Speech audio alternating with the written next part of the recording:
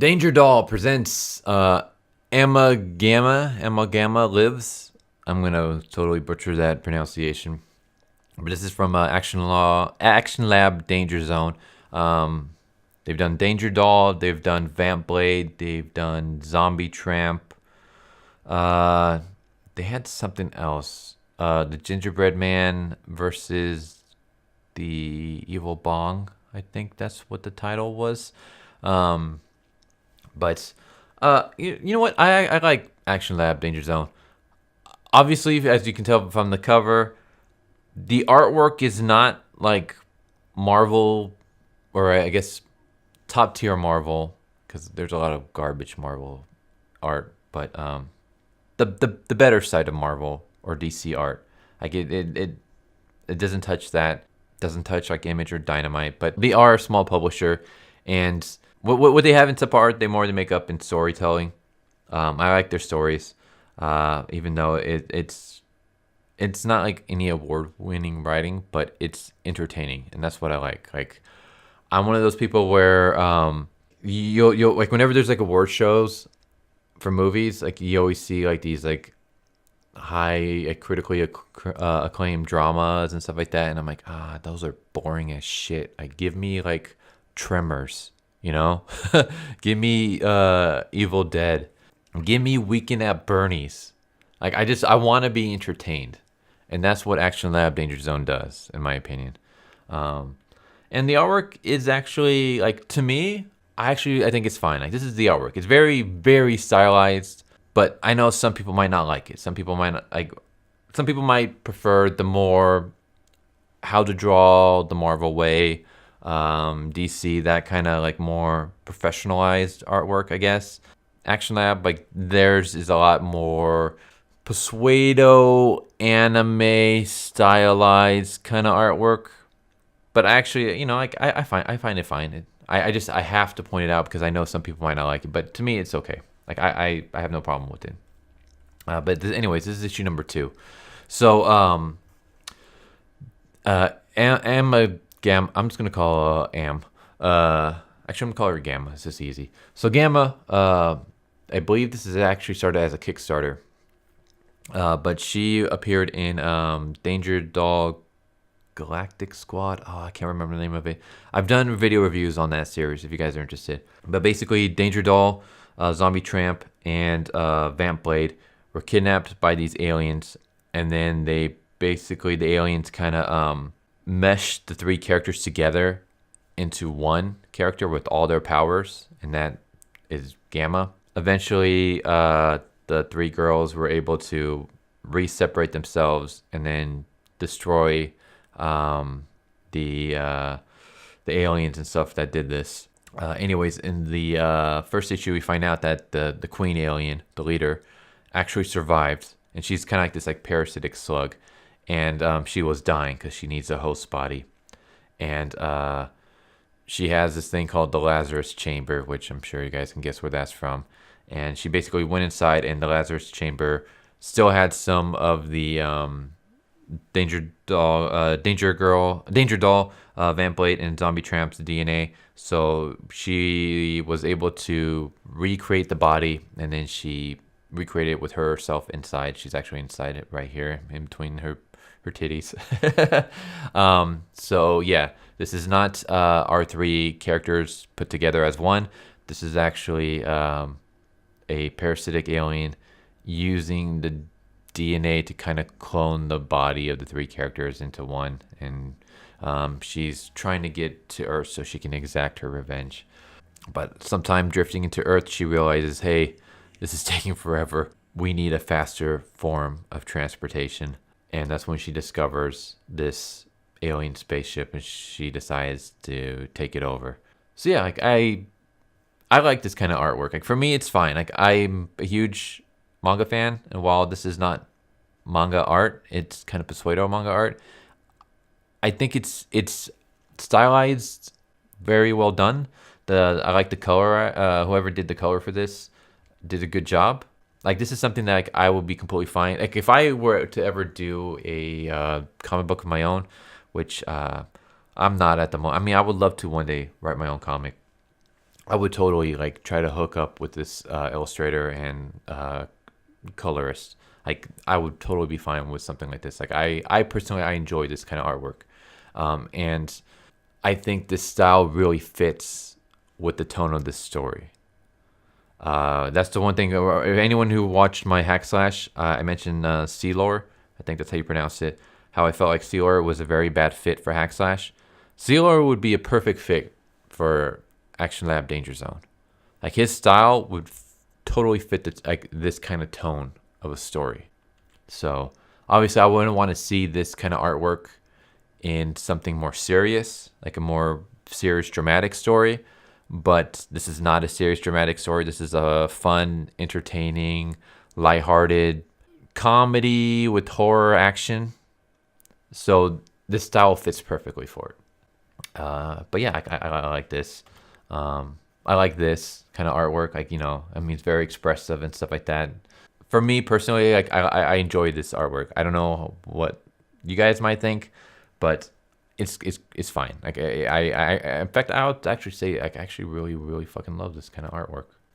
Yeah, so she breaks into the ship, starts going kind of crazy on the robots inside, and we get some pages of a fight scene. I'm gonna be skipping those. I'm not gonna be showing too many pages or panels, but yeah, again with the artwork, I like stuff like this. Like this is fine.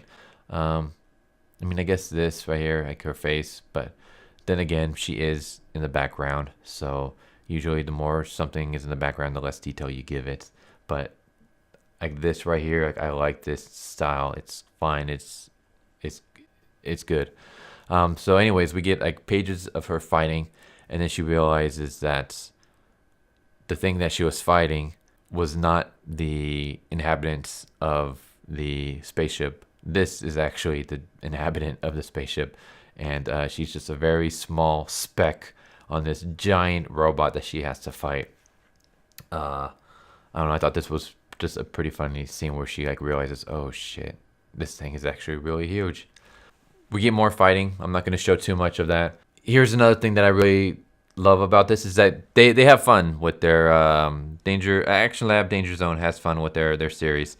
So throughout the first issue and second issue, mostly the second issue, as she's fighting, she does different powers and she shows off different powers and abilities, and then we get like a little text like who the power is from. Like, is it from Danger Doll? Is it from Vamp Blade? Is it from Zombie Tramp? And then what it does. So from Danger Doll, she's basically able to change her arm into different types of weapons, mostly projectile weapons. From Zombie Tramp, she like eats flesh and regenerates. From Vamp Blade, she has the blades on her on the other arm. But I think, you know, that's kind of cool. Like I really like this character's like abilities and stuff like that. Like, I don't know, it's awesome. I will say like a tiny nitpick that I have. Yeah, I don't know. I didn't show it. A tiny nitpick that I have with Action Lab Danger Zone is their pop cultural references. Like, to me, it's fine to have pop cultural references, but I feel like they A, do too much, and B, sometimes they come across very random. Like in the first issue, she's going on a killing spree. So as she's killing her men, she says something to the vein of to crush your enemies, see them driven before you, and hear the lamentations of the women, referring to the three girls. I don't remember. Basically, it's a Conan reference. So I knew the reference, but it just kind of, it seemed like they just kind of threw it in there for the sake of throwing it in there. There's another reference in this issue where when she's facing off against a giant robot, she says something like "Bring it, Hordor" or something. She calls it Hordor, as you know, from Game of Thrones, and it seemed really out of place. And it's not just this series; they've done it in multiple series. They've done it in Vamp Blade, they've done it in Zombie Tramp, they've done it in Danger Doll. They throw in a lot of pop culture references, and it's fine, but just a lot of times it seems like it's out of nowhere, and it kind of takes me out of the story, like, in that brief moment, because like I'll be reading and I'll be getting into the story, and all of a sudden it's like, oh, I know where that's from. Why did she say that though? And then I just keep going, but it just, for that brief moment, it's like I'm out of the story. So I kind of wish that they would cut back a little bit on the pop culture references in terms of dialogue, And I mean, if you want to like use it in like an action or have it in the background or whatever, it's fine. And even in a dialogue, it's fine. Just don't use as many, and kind of blend it in a little bit more into your dialogue. Like, make it a little bit more subtle. Make it so that like, I'm not reading the dialogue and then all of a sudden I kind of stop. I'm like, oh, I get that reference, and then I continue. Because in that brief, oh, I get that reference, I'm out of the story. Like, I'm no longer like in the flow. So like I'm in the flow. I see that, I'm briefly out, and then I have to go back into it again. So I would just find a better way to finesse the references into your dialogue if you want to go that route. Again, I'm not saying completely get rid of the pop culture reference, because that's kind of like one of their biggest gimmicks, and it's fine. But you can be a bit more subtle with it. And then yeah, so she ends up killing the giant robot and then taking over the ship. And there's a little bit more. I'm not going to reveal that.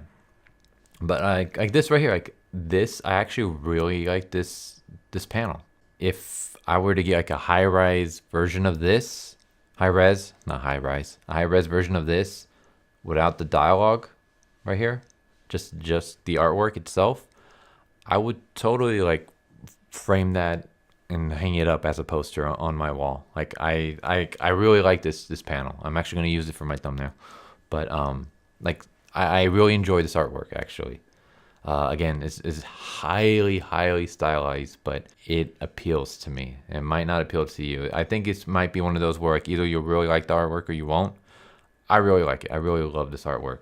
And yeah, I mean, there's again a bit more, but I'm not going to reveal it. But that's Danger Doll. Amalgama lives. I totally can't pronounce the character's name for the life of me. But this is issue number 2. This is a mini series. Like I said, I like Action Lab Danger Zone comics. I really like their stuff, specifically Vamp Blade and Dollface. Zombie Tramp, not so much, but the other 2 characters I like just fine. And I like this series. The series with Zombie Tramp with Vamp Blade and Dollface are fine, and I actually like her in there. But she's one of those characters to me where like she works great with the group, but on her own, I just don't find her all that appealing. But yeah, I like this series so far. 2 issues. Again, it's the best way to describe it is entertaining popcorn flick in comic book form. I've used that example a lot, specifically for Zenscope series, but this is basically like Ash versus Evil Dead, the comic. It's pop culture reference, action, horror, but in a comedic, over-the-top way, very lighthearted, very mature in just the sense of like graphic violence and nudity and stuff like that. But it's all done in a fun way. Like basically, you read this, you read anything from Action Lab Danger Zone, you have fun. It's not like award-winning melodrama in comic book form. Like it's not. If this were to be adapted into a movie, it would not win any Academy Awards. Let's just put it like that. But will it entertain you? Hell fucking yes, it will. So I would recommend this series. I've it's only 2 issues in, but I've read plenty of stuff from Action Lab Danger Zone, and I love them. They're one. I would say, yeah, they're probably one of my favorite publishers at the moment. They're up there with Zenscope. Like I know what I'm getting when I read their stuff, and I know that no matter how wacky or crazy it gets, it's gonna be fun. I'm gonna be enjoying myself. So, yeah. Hope you guys enjoyed this video. If you guys haven't already, please subscribe. I'm trying to hit 400 subscribers by the end of the year. So if you guys can help me do that, I would freaking love you. Hit the bell for notification. Leave a like if you enjoyed the video. Feel free to comment down below. Please share this with people. Help the channel grow in that way. I would freaking love you for it. Like I have Patreon and stuff like that, but I don't ever advertise. And to be honest, like don't ever feel compelled to have to do anything there, because I always feel weird asking people like, hey, donate to this, because it's just, yeah, you guys don't have to donate anything. Just the fact that you guys are here watching this video already means enough. If you guys can go a little bit extra mile by hitting the like, maybe hit the subscribe, comment, that's all you got to do. Like I don't ask for anything else. Just the fact that you guys are here right now watching this, like, and you got this far into the video already means more than anything to me. So if you guys want to just support in the sense of help spread the word on the channel and share it with other people, that would be great too, if you feel like doing that. I also have a Twitch if you guys are interested in that. If you guys like video games, I stream video games constantly on there. But yeah, hope you guys enjoyed, and I will catch you guys next time. Later.